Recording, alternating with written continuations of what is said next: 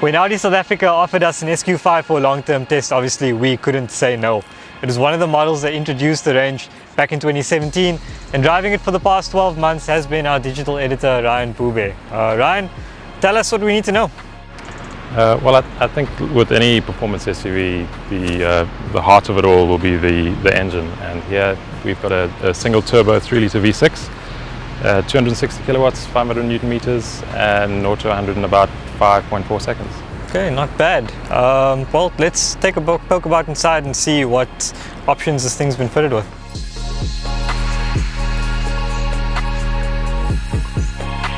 Okay Ryan, so obviously with the SQ5 being a premium SUV and with us holding Audi interior design in high regard, has this SQ5 given you that feeling of getting the premium experience from an SUV? Yeah, completely, Nikesh. I think the cabin as a whole, fit and finish, is class leading. We've sort of come to expect that from Audi.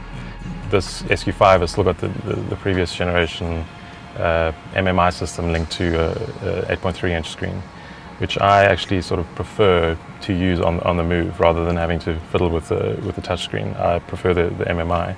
Well, an option that this car has as well, which I think is critical for if you are going to spec something up, is the Audi virtual cockpit. Well, like you mentioned earlier, this car is plenty fast, so I'm quite eager to experience a spin in it, so let's go.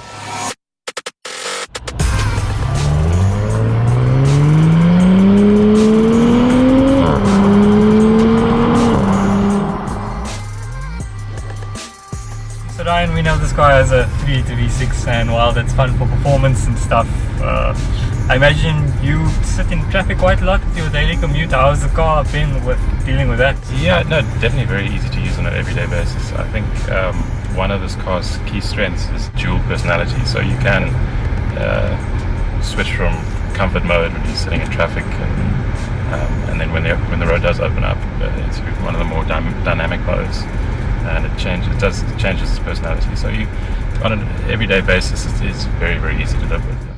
Okay, so this car has the optional 21-inch wheels, fairly big. Does that counteract the comfort you get from the air suspension, or? Air suspension is one of the 13 options fitted to the car, and I think it's probably the one that's most worth considering. It allows you to actually vary the ride height across 5 different stages. So that's nice if you're going to do a little bit of gravel road. But again, with those 21-inch wheels and the Pirellis, you're not going to be gunning along on gravel really either. We know with Audi the service experience is usually simple, but was there anything stand out from your experience with this? No, it was all good. I went to Audi Centre Clermont for the 15,000 kilometers of service, and the staff was friendly. It was pretty efficient. Nothing bad to report at all, really.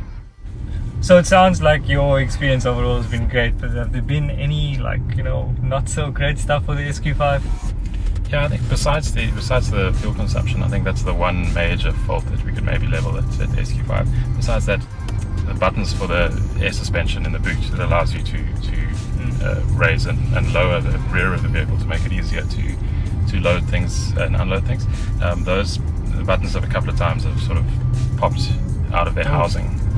Okay. It's easy enough to fix. You just pop it back in, but I guess it's not something you would expect. Yeah.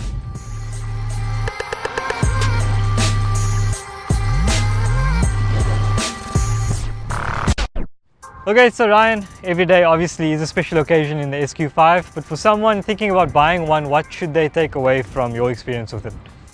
I think for me the highlight has been the V6 powertrain, although what really stands out is the malleability of the vehicle itself, so how it can go from being comfortable to being fast at the touch of a button. At the same time though, my 4-year-old daughter said the other day from the back seat, Daddy, this is a comfortable car and this is a fast car, and I think there's not a better way to sum it up than that.